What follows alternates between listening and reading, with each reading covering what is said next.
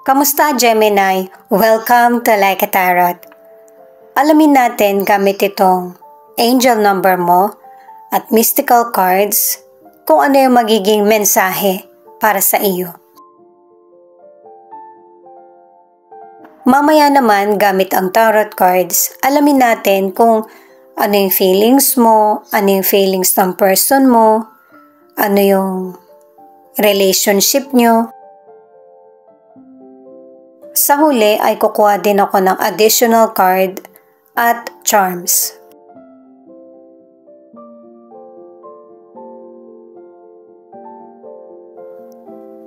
Five, 5. The universe is blessing you in many wonderful ways. So please stop worrying now as your heart's desires are gonna be fulfilled soon. Itong message ng card mo ay very powerful kasi yung ninanais ng puso mo, ang langit ang nagbigay ng sign sa inyo niyan. At ikaw na mismo yung kikilos or gagawa ng hakbang na para mapunta ka sa destinasyon na nais mo. Kasi ito na yung nakatadhana at saka parte na ng buhay mo. Kaya kung may mga trials man na dumarating sa buhay mo, ay huwag kang mag-worry. Magtiwala ka sa plano ng universe sa iyo. Ito naman yung message ng mystical cards. 2 cards yung kailangan natin.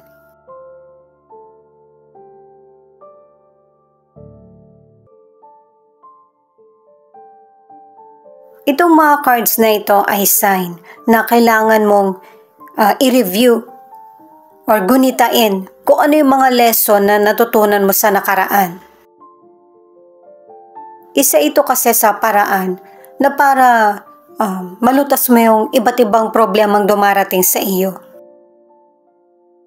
At saka tinutulungan ka ng guide mo at inihahanda sa susunod na kabanata ng buhay mo. Yung tulong ay patungkol sa career, sa negosyo, sa pag-aaral. Ang mga cards mo ay patungkol sa tagumpay, recognition, award, or medal. Ang iba naman ay pasasalamat, lalo na kung meron kang negosyo. Para sa mga bagong viewers, ang reading na ito ay timeless reading.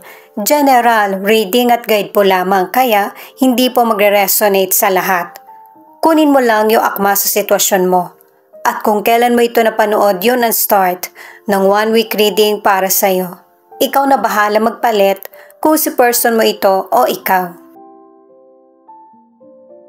Ito yung cards mo, pero pwede rin kayo magkapalit ng person mo ng cards kasi connected kayo sa isa't isa. The Hierophant, 3 of Cups, the Death. Itong mga cards mo pinapakita na mas gusto mo na ikaw yung nagsasabi kaysa sa ikaw yung sinasabihan. Kasi yung decision mo may fairness at saka marunong ka ring makinig sa kapwa mo sa iba't ibang opinyon. Magandang halimbawa ka sa kapwa mo. At merong pagbabago mangyayari sa buhay mo or matatapos na sitwasyon na dapat mong kaharapin. Sa career o negosyo, merong pagbabago mangyayari na dapat maging updated ka din. Kasi merong sitwasyon na mangyayari sa career o negosyo na magkakatalo kayo ng opinyon ng kapwa mo.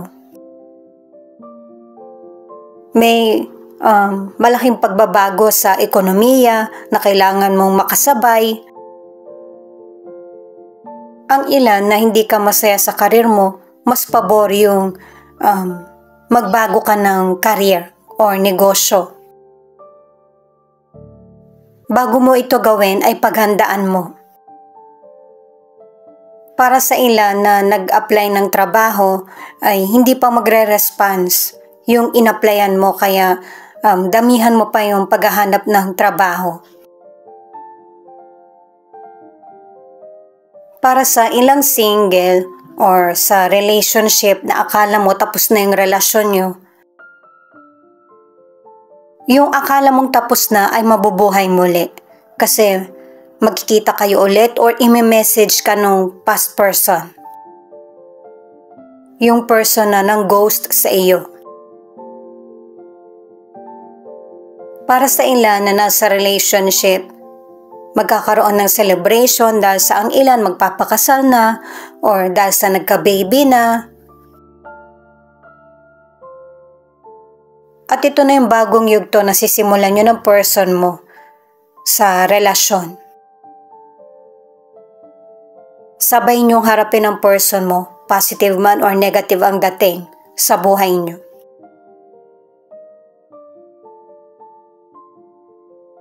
Six of Swords, Ten of Pentacles, Ace of Pentacles. Ito yung cards ng person mo. Dito sa cards ng person mo, ipinakita yung Guardian Angel. Nakadalawang cards na. Yung cards mo, ang ipinapakita yung pagiging relihiyoso mo. Posibleng ito yung hinihiling mo sa Diyos, na yung person mo ay yung magbalik na siya sa dati niyang pag-uugali, yung una mo siyang nakilala, at dininig yung panalangin mo. Kasi itong cards ng person mo pinapakita na itinutuwid niya yung buhay niya. Kung meron man siyang pinagdaraanan, unti-unti niyang tinatanggap yung mga pagkakamali niya or kung ano man yung pagbabagong nangyayari. Maseseryosohin na ng person mo yung buhay niya. Sa financial, kung meron kang katanungan, ang sagot ay yes. At saka, yung mga plano mo patungkol sa financial, may pabor na resulta. At saka pinapayuhan ka na mag-save ka ng money pero kailangan mo rin na magsaya or i-enjoy yung kita mo. At kung namomroblema ka naman sa financial, wala namang problemang hindi nasosolve. Kasi yung progress ng buhay mo ay medyo mabagal. Nagkakaroon ng delay. Pero mangyayari pa rin yung mga minamanifest mo.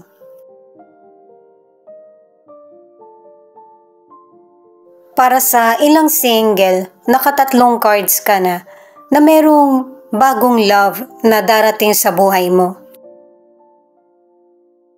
Itong person na ito hindi nasa malapit. Nasa malayong lugar siya or ibang bansa. Pwedeng nagmula sila sa may kaya na pamilya, maganda yung trabaho niya, or meron siyang sariling negosyo. Ito naman yung cards na feelings ng person mo na pwede rin ipakita kung ano yung feelings mo. Dahil nga sa delay na nangyayaring sitwasyon sa person mo, ay tingin niya hindi enough yung pagsusumikap niya or naibibigay niyang atensyon. Posibleng ang ilan sa inyo nagkahiwalay kayo ng person mo or hindi na kayo nagkita, pareho kayong nasaktan. Ito yung isa sa gumugulo sa isip niya.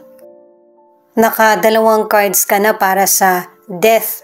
Kasi nga, may mga person na natapos na yung relationship nyo ng person mo. At tingin niya wala nang pangalawang pagkakataon. Tingin niya malabo nang mangyari yung balikan.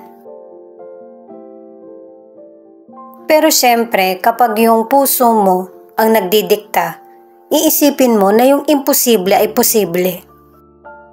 Mag-iisip ka ng positibo at iisipin mo na magsimula muli ng bago. Itong person mo, pinapakita niya na maganda na yung mga desisyon niya sa buhay at saka mas nagiging masaya na siya ngayon, inaalagaan din niya yung sarili niya. Ito yung naging dahilan kaya ang ilan sa inyo natapos ang relationship nyo kasi nga merong person na sumira sa relasyon nyo o kaya natukso yung person mo sa ibang person. Pero syempre, itong pagpapanggap, hindi na magagawa ng person mo kasi katulad ng sinabi kanina, na alam niyang wala ng second chances kasi alam mo na kung ano yung totoong siya. At hindi ka na rin naniniwala sa kung ano yung sasabihin pa ng person mo. Matagal nang nangyari ito or nangyari pa lang. Kasi sa cards mo, tinanggap mo na kung ano yung mga pagbabagong nangyari sa buhay mo.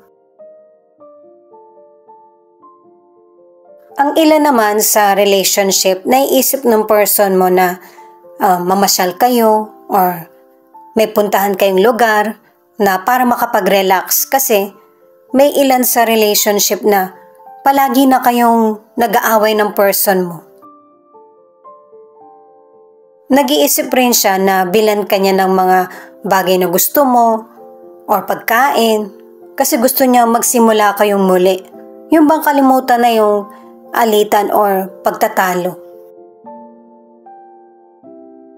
Gusto niyang mag-reconnect ulit sa iyo na maging maayos muli yung relasyon niyo or mawala na yung misunderstanding.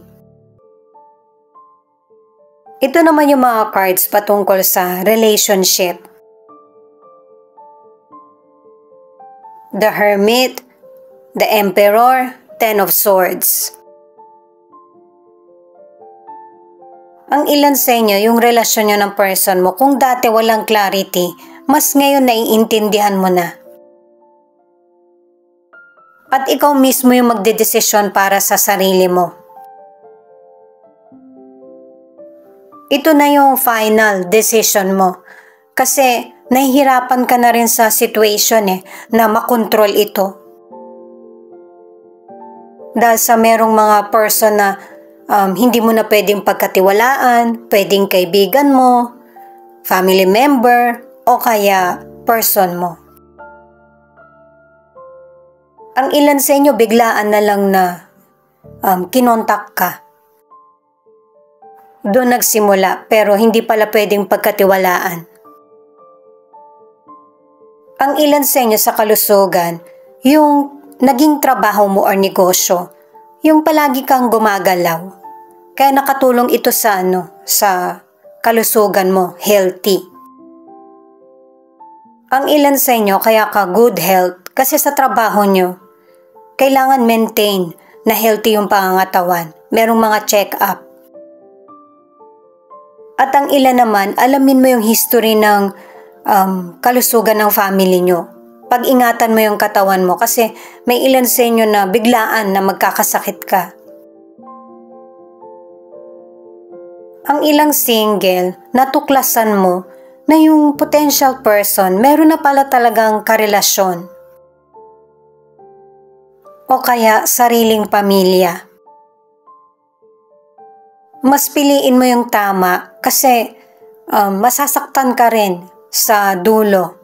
Kasi itong person na ito, hindi niya tutuparin yung pangako niya sa iyo. Kung ano yung naging trato niya sa iba, ganun din ang magiging trato niya sa iyo.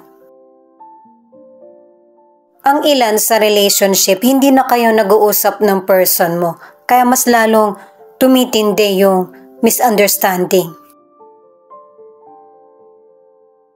Alamin muna natin yung final card mo.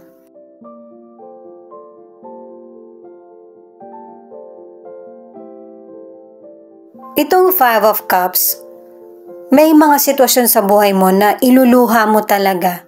Pwedeng dahil sa nagkahiwalay kayo ng person mo or merong person na mawawala.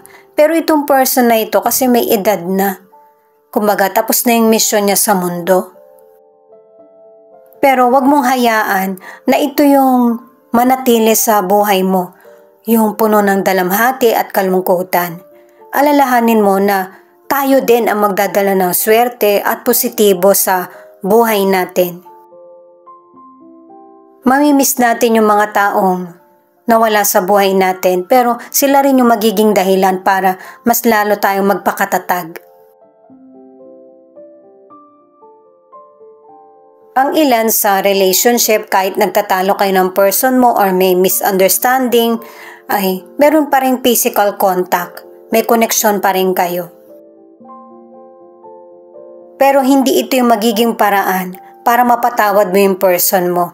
Hindi ka magbubulag-bulagan sa sitwasyon. Kasi masyado ka nang nasasaktan sa nangyayari sa relationship nyo. Scorpio, Virgo, Capricorn, Pisces, Sagittarius, Aquarius, Taurus. Ito yung ilan sa 12 zodiac sign na nangunguna sa reading na ito. Ituloy ko na para sa ilan na nasa relationship na makikipaghiwalay ka sa person mo. At ito yung ikakagalit ng person mo pero nakapag-desisyon ka na. Posibleng andito yung letra ng pangalan ng person mo or letra ng pangalan mo. A, L, U, R, G, K, T, V, E.